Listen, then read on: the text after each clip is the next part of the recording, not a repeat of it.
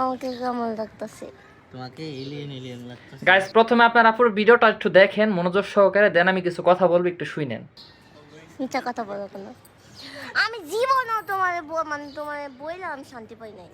সারাদিন খালি বসে পেট নিয়ে লাগে। अबे साले করে খুশি তুমি শয়তান। ঈদের দিন আমার মনটা খারাপ করে দিছে। কি সুন্দর লাগতেছে। ওই ভাই আমার সুন্দর লাগতেছে না? अबे साले এই দেখছো? বোন তোমারে দেখতে ভাল লাগতাছে, প্রচুর ভাল লাগতাছে। গাইস মনে রাখেন, জীবনে খুব সহজে বড় হইতে গেলে মাস্ট বি দুইটা জিনিস থাকা যাবে না।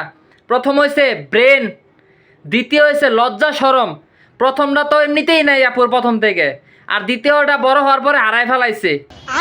যারা এ যাবৎ বহুত বছর ধরে টিকটক করতেছেন কিন্তু সফলতার মুখ দেখতে পারতেছেন না, তাদের জন্য বলি, একটু ব্রেন ছাড়া চলেন, একটু মান সম্মান লজ্জা শরম ছাড়া চলেন, আর একটু কলা জানেন, 16 কলা যেটা বলা হয়, একটু কলা করতে হবে।